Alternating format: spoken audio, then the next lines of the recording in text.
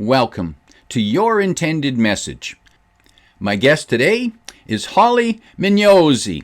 There's 3 facts that I think you should know about Holley. As a former model and acting coach, as well as a fitness coach, she has helped over 250,000 people embody their message with confidence and charisma on command.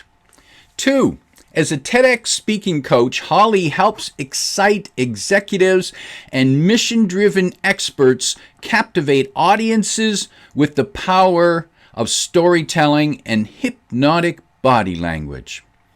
And 3, other than her kids, one of her most proud moments was when she finally overcame her fear of Jaws. You remember the movie? Doo-doo, doo-doo, doo-doo, doo-doo, doo-doo. And she overcame her fear, and she was able to go into the ocean even deeper than her knees without crying. Holley Mignosi, welcome to Your Intended Message. Hello, George. Thank you so much for inviting me to Your Intended Message. I'm excited to be here.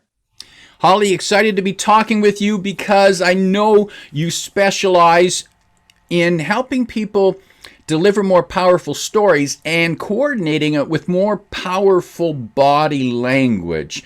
And as a fitness instructor and as a former fitness instructor and model, I expect that you probably have a special appreciation of how we move and stand and control our body to support the message. And yet so many people who haven't had that kind of training, they ignore what's going on with their body. Why is it important that our body is in sync with our story? Why is it important that our body's in sync with our story and our communication? Whatever it is that we are speaking about or talking about, if it's not in sync, as you said, George, then it's what we call mismatching. It's out of alignment. If our body is communicating one thing and our tonality or our words are saying something completely different, then the audience feels like they don't understand you, they're confused, or maybe they don't even trust you. For example, if I said, I really love you, you're shaking your head and you're like, I just really love you. And you got the squished up face. It just doesn't quite come across the same as I love you. Open arms and the lighting up the face and the deep breath. And so it's important for us to be aware of the things that our body might be giving away and we don't even realize it. When you work with executives and help them deliver their presentations, what's the first obstacle you need to get them by to understand, to fully appreciate the role of body in their message? The first thing, number 1, is your body is communicating 100% of the time. Your mouth isn't. Sometimes your face may not be. But your body, whether it's your posture, whether it's how you're breathing, very subtle things, and maybe even what we call micro expressions in the face, a quick smile or a little tiny wink, or maybe a little scouring of the eyebrows. All of those things are communicating something to your audience. And when I work with high-level executives, whether we're helping them with their TED Talk, or if I'm working with entrepreneurs and experts online, one of the things that makes me different from other communication, storytelling, and body language experts is I really look for those mismatching moments so that when you are getting your call to action across, whether you want to sell your products or services, or maybe it's a message like, go home and hug your family, tell them you love them, whatever it is, you want to communicate it with a level of authenticity, certainty, power, influence, and persuasion. And all of those things can be found right here in your body. And the body language, is it tend to be the messages that our body sends? does it happen at a subconscious level? Does it tend to happen without us thinking about it until we get in control of it? Mm, yes. So both are true. It can happen unconsciously as well as conscious. And those that practice the art of how they move their body, for example, athletes and dancers, are keenly aware of every movement their body makes, from the fingertip to the eyebrow to the toe, because it all matters. But those of us that maybe sit at a desk, those of us that maybe are working in an environment where we're by ourselves, we're just not trained on a daily basis to pay attention to these things. So those subtleties are really important. And I would love to share some things that we can start to watch for so that we can become more in tune with our own body language. I love to tell this really kind of quick story, if I may. A friend of mine went to a party in Hollywood. And she said she was at a cocktail party, a small party, maybe 100 people, and people were chatting, and all of a sudden the room went dead silent. And everyone looked at the door. And Julia Roberts walked in. She graciously walked in, went over and started chatting with someone, and then everyone else turned back around and finished their conversation. And I said to my friend, that was not a mistake. Julia Roberts is an actress. And I guarantee she has practiced walking into a room thousands of times. How do I know? Because I spent decades in the modeling and acting industry. And with models, we would practice working on the runway. We would watch things like your shoulders, your arm swing, because your left arm, if you're right hand dominant, your left hand will usually swing more than your right. Or if you're left-handed, your right hand will swing more than your other. So we would pay attention to these very subtle things. Even the actors who were studying TV commercials and wanting to get into film, in a 2-hour class, we would bring all the models and actors together and have them work the runway, not because they were all going to be in big shows, but because it was so important to understand that when you go to an audition, the audition doesn't start when you open your mouth. The audition starts when you enter the room. And that's probably an important lesson for any business leader to be aware of, because your presentation doesn't necessarily start when you've been introduced and you stand up to speak. It starts when you walk in the room. That's right. That's right. We are judging each other and making these snap judgments unconsciously in milliseconds. And it's just part of our hardwire. As we were developing in the caveman days, I guess you could say, we would be out foraging for berries or fruits or whatever. And if we saw another human, the first thing we would want to find out is, are they friend or foe? Is this someone that has a weapon in their hand? Or is this someone that is here to be my friend? And so we keenly make these quickly snap judgments. We look at things like hands. Hands are your trust triggers. So back in the old days, if we had a weapon, a stick, a rock, then we would look in the hands for weapons. So very quickly, when you say hello to someone, if you can just offer a wave or a palm, even on Zoom, if you're meeting with someone, I recommend to just do a quick wave with the hands, because that lets people know unconsciously, I'm a friend. And the opposite is true. If you walk into a room and you have your hands behind your back, and you leave them there, eventually people are going to get a little bit uncomfortable and start to wonder, what's back there? Yeah. So the more we can just show our hands instantly, we develop a good sense of trust.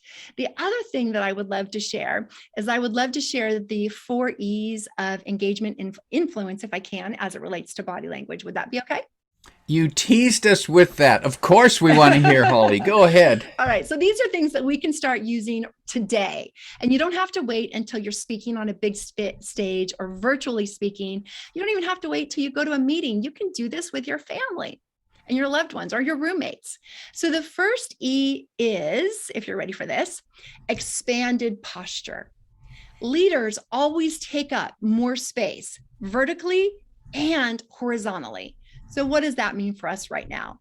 It means that we roll the shoulders back. We pull the chin back, maybe a half an inch. We put our hips into neutral. And don't be afraid to use your hands when you speak. And when you stand, instead of maybe standing with your legs close together or standing with one, like leaning to one side with one foot out, maybe you just make like an A-frame with your legs and you just take up a little bit more space. I like to people watch. And when I go to seminars and events, I love to watch how people take up more space. So not only can you take up more space with your body, but have you ever been to an event and you see someone come in and they start putting their jacket on a chair and then their book on a different chair and then their something else on another chair? It's like they're claiming space, perhaps for their friends or something like that. So taking up space, expanding that space is number one, both vertically and horizontally. Number two is to have engaging eye contact. It's so easy when our loved one comes home to just say hi and kind of look away. But eye contact, they found deep eye gazing builds trust. And I like to play a little game whenever I go to the grocery store. And I'd love to share this little game with you. There's something called the unconscious hello. And the unconscious hello is when you make eye contact with someone and it's a quick eyebrow flash. The eyebrows lift. Yes, the eyebrows lift like that very quickly. And the reason why they raise is because when we see someone or something that we like or we find pleasurable, we want to open up our eyes to take more of that in. Conversely, if we see someone or something that we're skeptical or unsure of, we kind of pull back a little bit, eyebrows squint, eyes kind of goes a little smaller. So the unconscious hello, that quick eyebrow flash, is something that I like to play with when I go into a grocery store. I like to count how many unconscious hellos can I get? And it just means that I'm on that day. They looked at me, they had a quickest unconscious evaluation, and they decided I was a friend. Yeah, it's pretty fun to see what you can do when you go to different places. Yeah. The third of the engagement and influence is your emotional state control. So in order to make the most of that unconscious hello, you have to do what I call, you have to turn yourself on. You have to say, okay, I'm turning myself on. And that means you're energized, your posture is back, and you're open, and you're walking with a purpose. This is something that we also see leaders do in contrast with people who are not leaders. We walk with a purpose. It means that each step is taking you in a very specific direction. And having that state control where you turn yourself on with various emotions. It could be the emotion of joy, the emotion of gratitude, the emotion of, it's just a beautiful day today. And I'm just gonna take that in and really experience the sun, or maybe it's even raining if you love rain. So the third thing is really mastering emotional state control, choosing the emotion that you want to feel and radiate. And then the last one, the fourth one, is the echo technique. So this has less to do with body language and more about perception and communication, which I know your intended message is all about, George. So the echo technique, I didn't create it. I learned it from one of my mentors, David Snyder, who is a world-renowned hypnotist. And what he found is that words are extremely important to the individual. In fact, the exact words that they use are more important than paraphrasing. So for example, if you're having a talk with someone and you're chatting, maybe in a business setting, networking, or maybe a get to know you conversation, if you can echo back to them the exact words that they used, again, not paraphrasing, they will feel heard. They will feel that they are listened to, and you're giving them basically their values. If they say something like, let's say, for example, I'm so excited this weekend because I was able to go to the racetrack with my kids. You can just simply replay that. Oh, that's so awesome. You're able to go to the racetrack with your kids. Tell me about that. And for them, since that's their value, they're hearing that very important high value come back to them, and it builds trust, it builds rapport, and it actually puts them in a deep state of pleasure. All the pleasure chemicals start firing in the brain, and they associate it with you. And that's curious because a person might be tempted to translate what they heard. They might say, "Oh, you went out for some excitement on the weekend," as opposed to went to the racetrack with your kids. Exactly. You got it. Yeah, that's actually a mistake, is to paraphrase it. But if you replay it exactly back, and then you have the sensory acuity to watch their facial expressions, watch their body language relax, watch them lean into you as they start to share a little bit more about their life, you'll notice that it's a powerful rapport builder. And that sounds like a excellent technique to you for a seller to use in a sales conversation when talking with a prospect or a client. 100% correct. Correct. And in fact, if that's the only thing you do is the echo technique, your potential client, potential customer will feel a connection, and they will feel as though they trust you. You're absolutely right. Holley, let's explore the storytelling a little bit more. When did you become aware of the power of stories? Thank you for asking me that. It really happened in my early 20s. I couldn't stop using cocaine because if I did, I would lose my job. And I was modeling and acting by day. And at night, I was teaching at the local school for models and actors. And I loved it. And it was my dream job until one day, my boss, John, called all of us runway instructors and acting coaches into a room, announced that he was taking the company global and that we had to look like celebrity models. And he pulled out a measuring tape. And he announced that he wanted to measure each of us. For the women, he wanted to measure our bust, our waist, and our hips to make sure that they were perfect.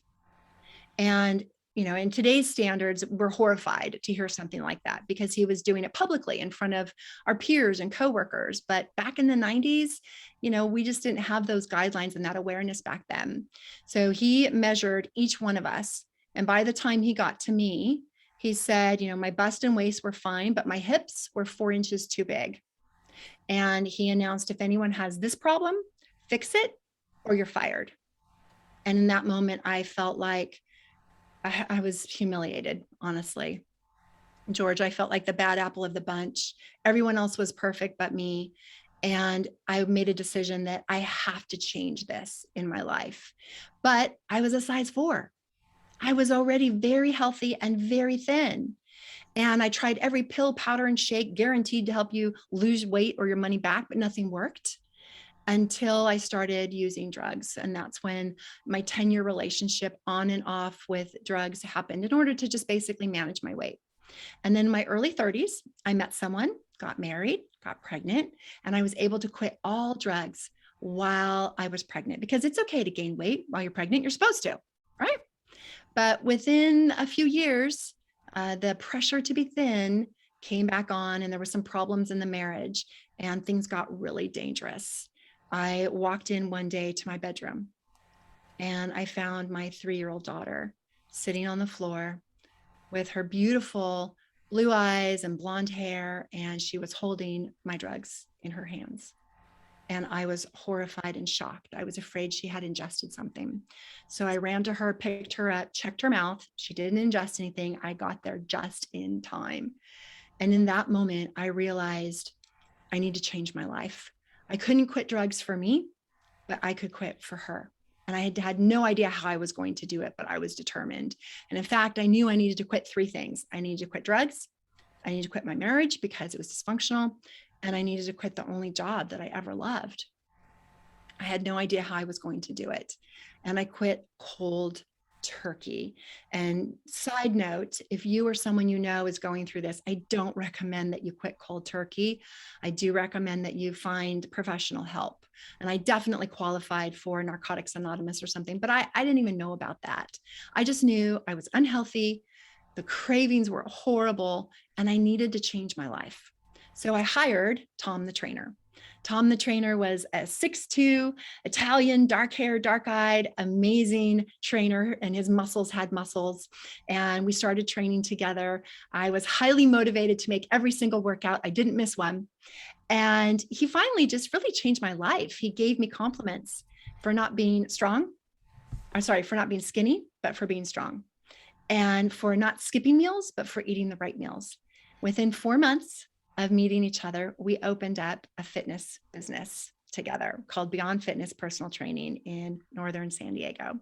And it was an instant success, George. Finally, I could be me. I didn't have to be skinnier or bigger or whatever. I could be exactly who I was, be healthy, and help people. So I was training the women. We had doctors, nurses, we had ministers, we had teachers, we had just average moms and dads in our local community. And then Tom was training the men. And I felt so good about myself until I realized I had a new problem. My new problem was that I was hiding my story, because here I am supposed to be a role model of health and fitness. And what if my clients found out that I was using drugs just a few months earlier? Would I lose credibility? And I really felt like I would. But a little bit of my story seeped out with one of my clients. I told her about it. And she went and told all of her friends, her family, her church. And, the truth is, facts tell, but stories sell. It's hard to replay facts, but we're hardwired to share stories. And so she was sharing my story with her friends and brought them to our business. George, our business doubled. The exact story I was afraid to share, the thing that I thought would make me lose credibility, actually boosted our business, because there's two messages that happen when you tell a story. Number one, there's the message you intend. Number two, there's the message that they receive, that because of their life experience, you have no idea that they're receiving this message. And my client said to me something powerful. She said, I get it. You weren't addicted to food, but you were addicted to drugs. And addiction's addiction, which is why you have so much compassion for people like me. And that's when I was like, wow, when you share your story, like, I get it. People can make these connections that I would have never have guessed or never even thought of. And then I felt a stirring in my heart, a calling, if you will, to get back on stage, but not as a model, not as an actress, as me, someone who wanted to help others to really embody and feel good in their body and embody their message. So I started studying storytelling with the best in the business, Bo Eason, Tony Robbins, Roger Love, and the list goes on. And then I realized, okay, everything I've been through with helping models on the runway, actors ace their auditions, fitness, it's all coming together to this moment where I'm helping experts really share a powerful message on stage. And that's when I learned the power of storytelling. And I continue to see it happen for my clients over and over and over. They'll call me and say, I can't believe it. I just did a talk on a story and I won an award.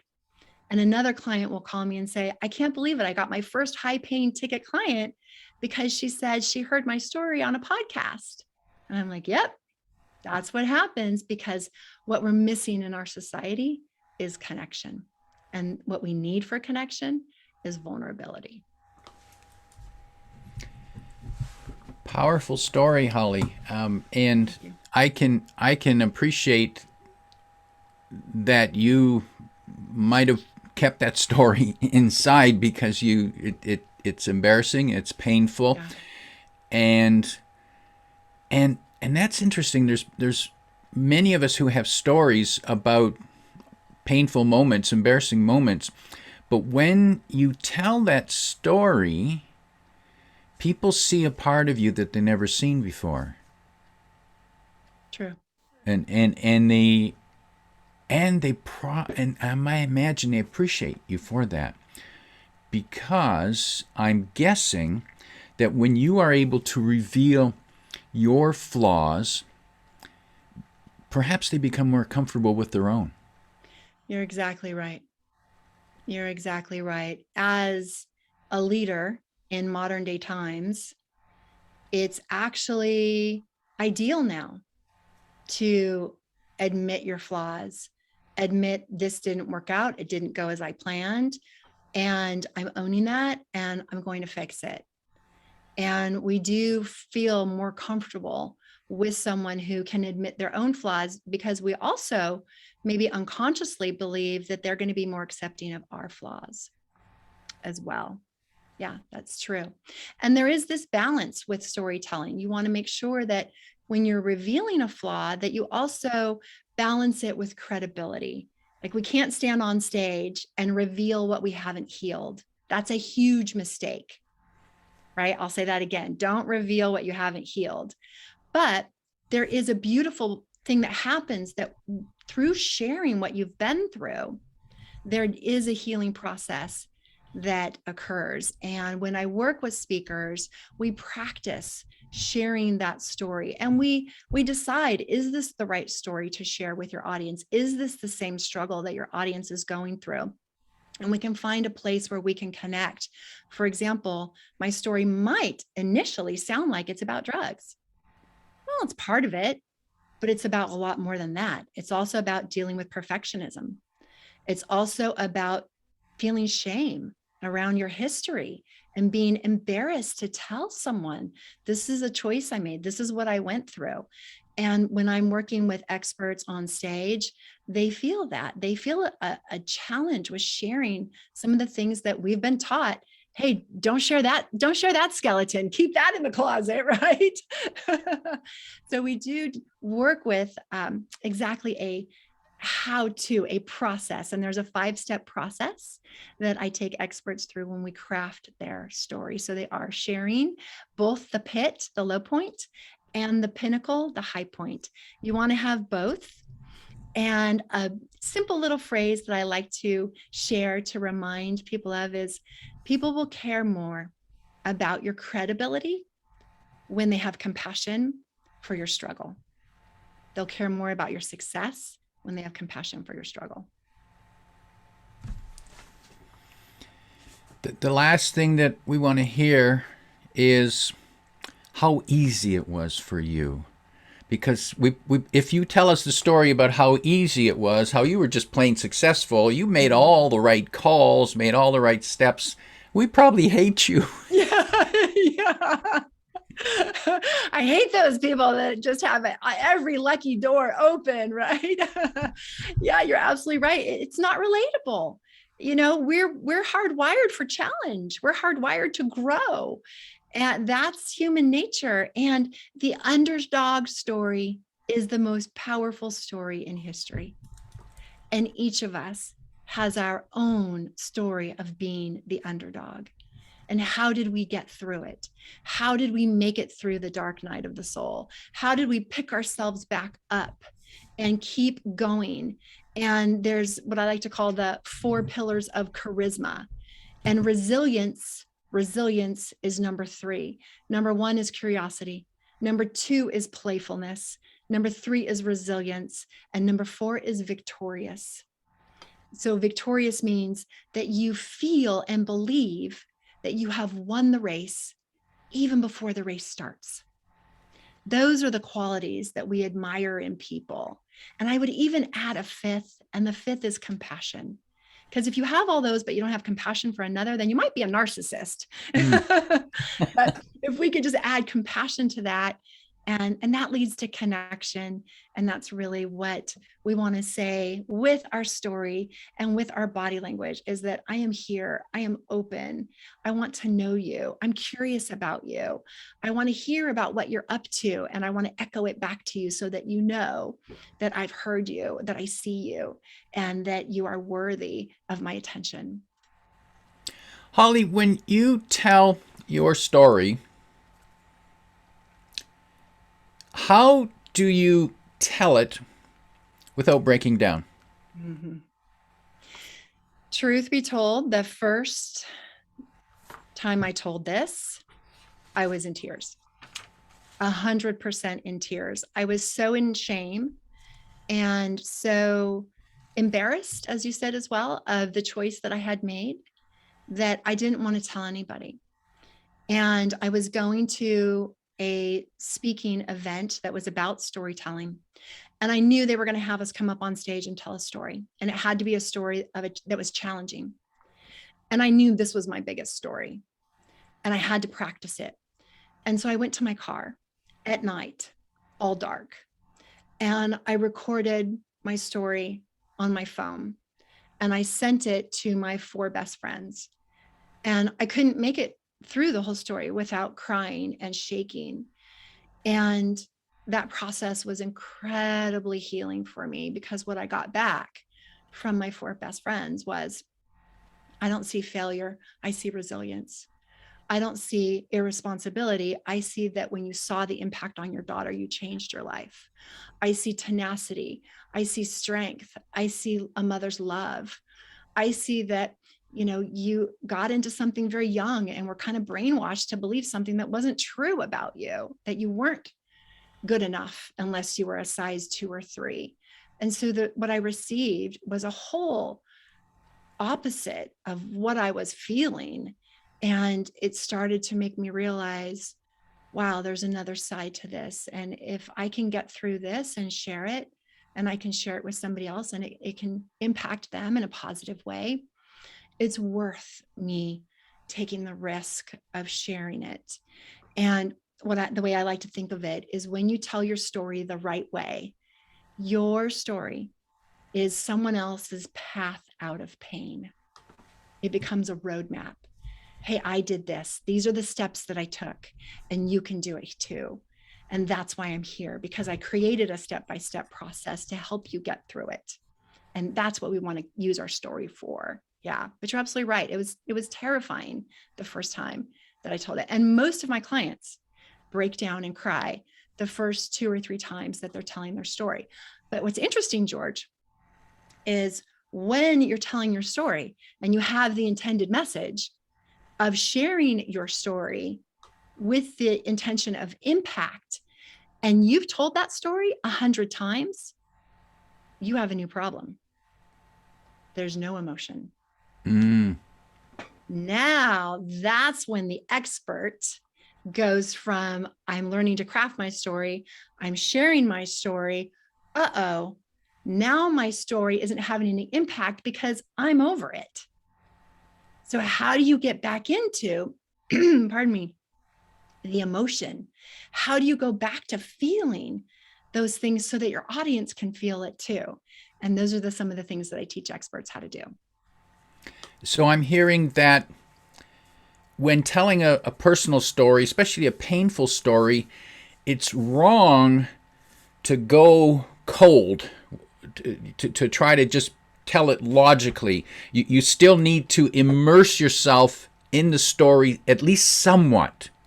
Absolutely, 100%. 100%. Yeah, it's really interesting. There's something called mirror neurons. I don't know if you've ever heard of mirror neurons, but mirror neurons are a part of our brain that when we see someone doing something, our brain interprets it as if we're doing it. And it was really fascinating how scientists found this. There was some scientists that were working with monkeys, and they had electrodes connected to the monkeys' brains. And the scientist took a little break and he started peeling a banana, right? He's eating a banana and he's looking at the screen, and the screen is firing, and it's showing the brain reaction of the monkey, and the monkey is reacting as if the monkey's peeling the banana, right? So what does this have to do with storytelling? Well, when you're sharing your story and you're feeling the emotions, there is an invisible conveyance that those emotions come through you to your audience, and they get transported, not transformation, but transportation into your story as if they're you, which is one of the key elements of storytelling. Can you tell the story not as though you're watching it and removed, but tell the story as if you're in it? We call that being associated. You're associated, you're in your body, you're seeing it. So when I'm telling the story of walking into my bedroom and seeing my daughter, I'm having a flashback. I'm remembering opening that door, seeing her on the floor, and being horrified. And I know I'm doing a good job of telling the story when I look at the audience and I see their mouth drop. When I can see that and like people like a gasp, then I know that we're connected. I know that they're in my story transported and they're seeing it through my eyes. It's that old saying, if you can walk a mile in someone else's shoes, then you'll understand them. So that transportation and having your own mirror neurons fire with emotion is key to storytelling. Holley, you have a gift for our listeners and viewers. Tell us, please, what that is. Yes, thank you, George. If you would like to add some sizzle, to add some excitement to your own storytelling, or perhaps story selling, or your communication on stage, I have the hottest 15 hand gestures. It's a checklist that you can get at hollymignosi.com/hot15. And that's HOT15. And you will get a list of those hottest 15 hand gestures and little images and pictures so you can make sure to embody them congruently with your message next time you want to speak with some flair and some charisma. And you can find the link in the description for the Hot 15. And Holley, in wrapping up, if you could offer 1, 2, or 3 tips to business leaders to make their stories more effective, what would that be? The first part is to write out the story. Don't keep it all in your head. Write it all out so that you can clearly see the steps and what you want your audience to feel. The second is reverse engineer. What is it that you want your audience to do if you want to take an action, to feel, if you want them to feel something, because all buying decisions are emotional. We think they're logical, but they're actually emotional. So what's the emotion that you want your audience to feel? And can you show that in your story as you're sharing the story? And the third is act it out. Whatever story you're telling, pretend like you're young again. Playfulness, right? One of the 4 pillars of charisma. Imagine that you're in that story and actually act it out so that your audience is making a mind movie. You're not just doing news reporting where you're telling facts. You're actually showing your audience a mind movie, and they're creating the movie in their own mind. I think if you do those 3 things, you'll find that you will captivate your audience, you will hold their attention, you will build rapport, and you will be able to connect at a level where you'll feel comfortable asking for whatever that thing is that you want, whether it's a sale or a partnership, a sponsorship. Those things will happen naturally. My guest today is Holley Mignosi, reminding you to tell your stories and that the underdog story is the most powerful story.